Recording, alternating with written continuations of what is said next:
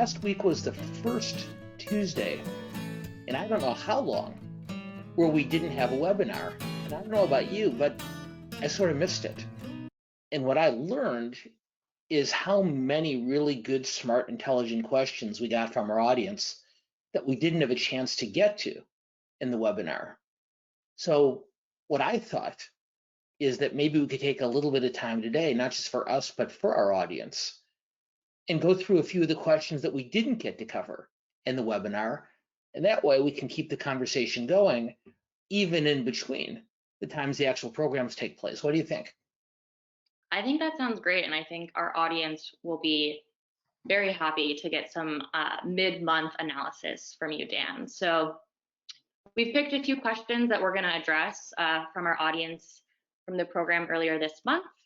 And with that, I will read off one of our audience questions. So this person asks you, Dan, considering that no Democrat since the 1970s has won the majority of white voters, should Democrats work harder to win white voters, or should they work on turning out the non-white vote?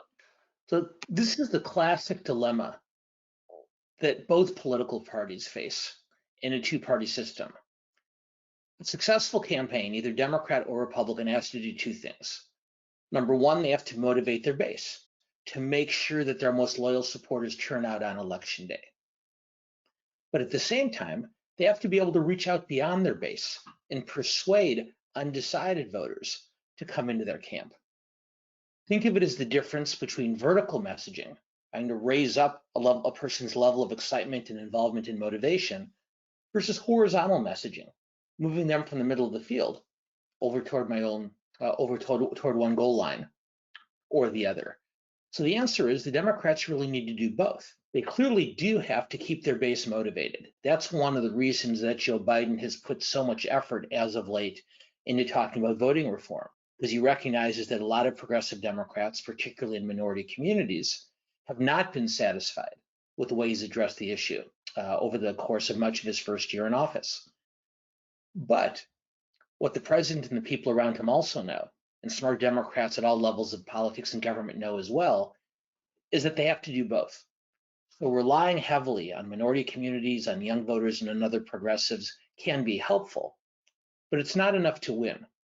And so one of the things Biden has to do, and this is one of the reasons that he and Nancy Pelosi and Chuck Schumer spent so much time talking to the centrist Democrats in Congress, is they know that while a very, very motivated party base is important, it's not sufficient.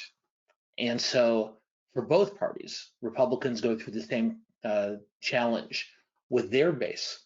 But for both parties, you got to do both. It's not an either or, it's an and.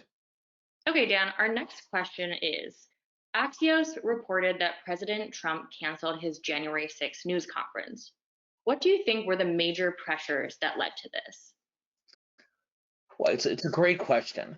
And I think there are two major pressure points that convinced Trump not to hold his news conference on the one-year anniversary of the January 6th insurrections.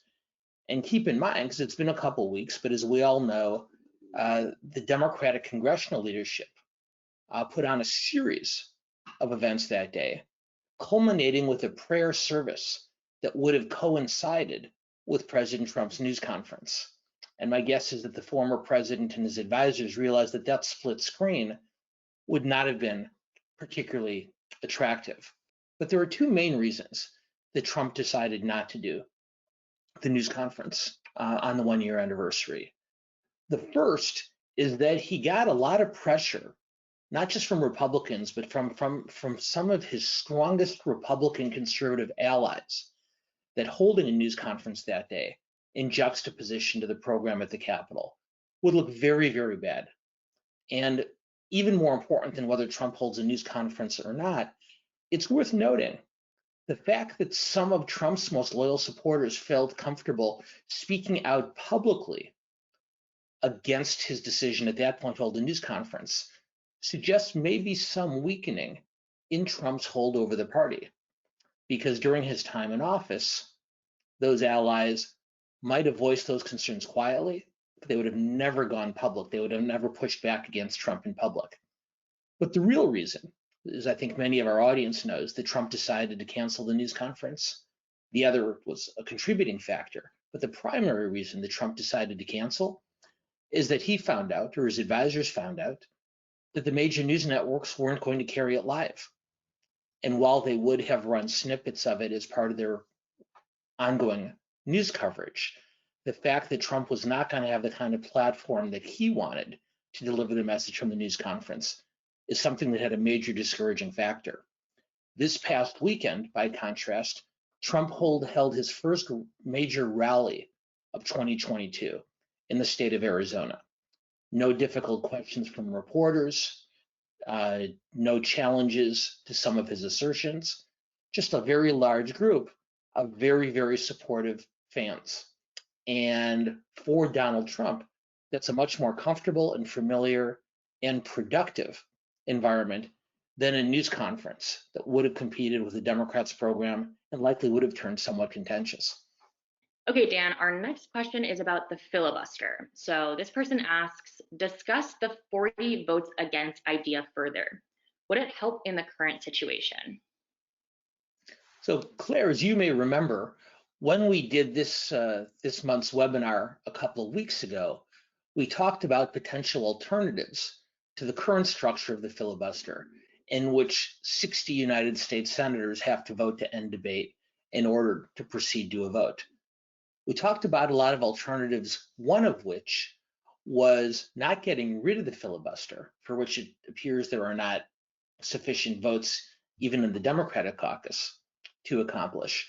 But one of the other ideas is to maintain that 60-40 threshold, but rather to flip it. And instead of putting the onus on the majority to produce 60 votes to move forward, it would instead demand that the minority produce 40 votes in order to stop debate. And so even though the filibuster would continue, the pressure then comes on the opposition, for right now the Republicans, to produce all 40 of their members to stop a bill from moving forward. And that's certainly not as dramatic as getting rid of the filibuster altogether, as the president and much of the Democratic Senate caucus would like to do. But given the practicalities of the current divisions within the caucus, it's another idea that's gotten a lot of priority. Now, what we saw last week, Claire, as you know, is we saw exactly why it's so hard to change the rules of the Senate.